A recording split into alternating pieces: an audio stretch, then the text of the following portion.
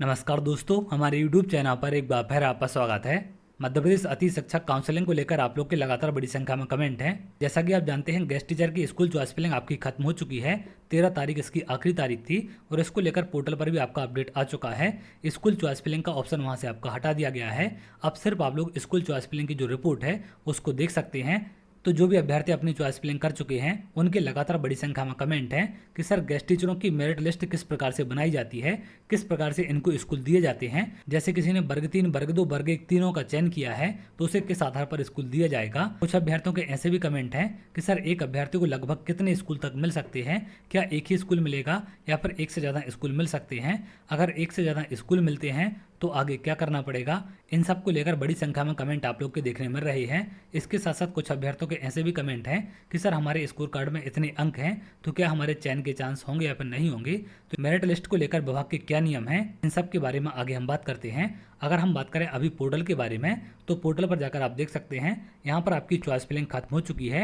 अब सिर्फ अभ्यर्थी चॉइस फिलिंग रिपोर्ट देख पाएंगे। तो जैसा कि मैंने आपको कल जानकारी दी थी, बहुत सारे अभ्यर्थी परेशान थे कि हमारे चॉइस फिलिंग रिपोर्ट से स्कूल गायब हो चुके हैं। तो आपकी प्रोफाइल को अनलॉक कर दिया गया था, इसलिए वहां से आपके स्कूल गायब हो गए थे। जैसे आपकी प्रोफाइल लॉक होती है तो जो आपने चॉइस फिलिंग की है, जिन भी स्कूलों का चयन किया है, उनके नाम यहाँ पर ऑटोमेटिक आ जाते हैं। तो आप लोग अपनी प्रोफाइल में जाकर चेक कर सकते हैं स्कूल चॉइस फिलिंग रिपोर्ट में कितने स्कूल हैं, कितने स्कूलों का आपने चयन किया था, क्या उतने नाम वहाँ पर दिखाई दे रहे हैं या फिर नहीं दे रहे हैं। अब अगर हम बात करें मेरिट लिस्ट को लेकर विभाग के क्या नियम हैं तो यहाँ पर एक एक करके इनके बारे में हम बात करते हैं। सबसे पहले आप देखें, आवेदक का किसी एक पैनल में विद्यालय आवंटन होने पर दूसरे पैनल में विद्यालय आवंटन नहीं होगा। तो अगर किसी एक विद्यार्थी को एक पैनल में विद्यालय मिल जाता है तो दूसरे पैनल में विद्यालय आवंटित नहीं किया जाता। ये यहाँ पर विभाग का नियम था। आवेदकों को यह सूचित किया जाता है कि वे अपनी सुविधा के अनुसार रिक्तियों को पृथक से कागज पर लिख लें एवं प्राथमिकता क्रम निर्धारित करने के उपरांत ही प्रविष्टि करें। तो ये आपकी सावधानी के लिए यहाँ पर आदेश जारी किए जाते हैं कि आप लोग सारी जानकारी अपने कागज पर लिख लें, जिससे प्राथमिकता क्रम में किसी प्रकार की गलती ना हो। क्योंकि आगे विभाग का नियम क्या कहता है, किस आधार पर आपको स्कूल मिलते हैं, उसके बारे में भी हम बात करेंगे।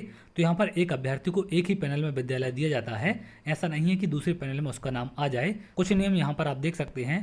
आगे आप देखें, साला विकल्प चयन की कार्रवाई सावधानी पूर्वक करें। जानकारी एक बार लॉक होने के उपरांत किसी भी प्रकार का संशोधन नहीं किया जाएगा। तो जैसा कि आप जानते हैं, जानकारी आपकी लॉक हो चुकी है और इसको लेकर पोर्टल पर भी आपका अपडेट आ चुका है। अब उसमें किसी भी प्रकार का संशोधन आपका नहीं किया जाएगा, चाहे आप कम स्कूल चयन कर पाए हों या फिर आपने प्राथमिकता क्रम में गलती की हो। इसमें जब तक आपका संशोधन नहीं होगा, जब तक विभाग की तरफ से आदेश जारी नहीं किया जाता है। यदि किसी आवेदक का एक से अधिक पैनल में स्कोर कार्ड है तो वह समस्त पैनल में साला विकल्प का चयन कर सकेंगे। जिसके बारे में मैंने आपको पहले जानकारी दी थी कि अगर आपका वर्ग 1, वर्ग 2, वर्ग 3 तीनों में स्कोर कार्ड है तो तीनों के स्कूल का चयन आप एक साथ कर सकते हैं। आप जिसे भी चाहें उसे प्राथमिकता दे सकते हैं, इसमें किसी भी प्रकार की दिक्कत आपको नहीं होगी। अगला देखें, पैनल सह साला की प्राथमिकता के आधार पर साला आवंटन होगा। तो प्राथमिकता के आधार पर आपको स्कूल दिए जाते हैं। अब किस प्रकार से स्कूल मिलते हैं, यदि किसी आवेदक का score card panel SSS1, SSS2, SSS3 तीनों का है तो वह आवेदक जिस पैनल में जिस स्कूल को प्राथमिकता देना चाहता है उसी क्रम में साला विकल्प का चयन करे। तो ये यहाँ पर आपको जानकारी दी गई थी कि SSS1, SSS2, SSS3 में से आप जिसे प्राथमिकता देना चाहते हैं उसी क्रम में उनका आप चयन करें। उदाहरण के लिए किसी आवेदक का SSS2 का एक स्कूल पहली प्राथमिकता है तथा SSS1 का एक स्कूल दूसरी प्राथमिकता के रूप में चयन कर सकता है। तो इस तरीके से आप स्कूलों का चयन कर पाते थे। यहाँ पर पैनल के साथ रिक्तियों का क्रम आवेदक को निर्धारित करना होगा। विद्यालय आवंटित संबंधित के द्वारा दी गई शालाओं की प्राथमिकता के क्रम में होगा। तो जो आपने स्कूल चॉइस फिलिंग की है उसके प्राथमिकता के क्रम में आपको स्कूल दिए जाएंगे। अर्थात जिस साला का जीएफएमएस पोर्टल रिक्ति कोड प्राथमिकता क्रम में दर्ज करें वही पैनल एवं रिक्ति मेरिट क्रम में आवंटित होगी। तो जो स्कूलों का आपने चयन किया है, जैसे अगर हम बात करें यहाँ पर आपने पहले वर्ग 2 का किया है, फिर वर्ग 3 लैब का किया है, उसके बाद वर्ग 3 जनरल का, तो जो आपकी मेरिट बनाई जाएगी वो ऊपर से आपकी इस प्रकार से चेक होगी। सबसे पहले देखा जाएगा कि आपका जो पहले नंबर का स्कूल है क्या उसमें आपका मेरिट में नाम आएगा या फिर नहीं आएगा। उसके बाद आपका दूसरे नंबर के स्कूल में चेक किया जाएगा, फिर आपका तीसरे नंबर की। अब यहाँ पर कैसे आपकी मेरिट बनती है, जैसे मान लीजिए कि हो सकता है कि एक स्कूल में लगभग 20 अभ्यर्थियों ने आवेदन किया है या फिर 20 अभ्यर्थियों ने उसे प्राथमिकता दी है। तो उन 20 अभ्यर्थियों में से जिसके सबसे ज़्यादा अंक होंगे उसको ही वो स्कूल अलॉट किया जाएगा, बाकी अभ्यर्थियों को नहीं। फिर बाकी अभ्यर्थियों को दूसरे स्कूल में चेक किया जाएगा कि इनमें से किसके अंक ज़्यादा हैं। तो दूसरे स्कूल में जितने भी अभ्यर्थियों ने चॉइस फिलिंग की है उसमें सबसे ज़्यादा अंक जिस अभ्यर्थी के होंगे उसको स्कूल अलॉट कर दिया जाएगा।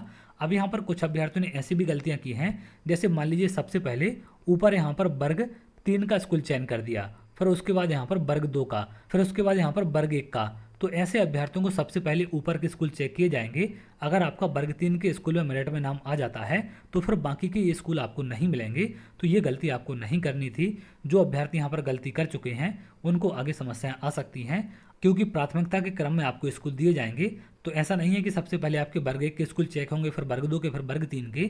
जो आपने यहाँ पर प्राथमिकता दी है उसी के आधार पर आपके स्कूल चेक किए जाएंगे, चाहे आपको पहले वर्ग 3 का हो, वर्ग 2 का हो या फिर वर्ग 1 का, और उसी क्रम में आपको स्कूल आवंटित किए जाएंगे।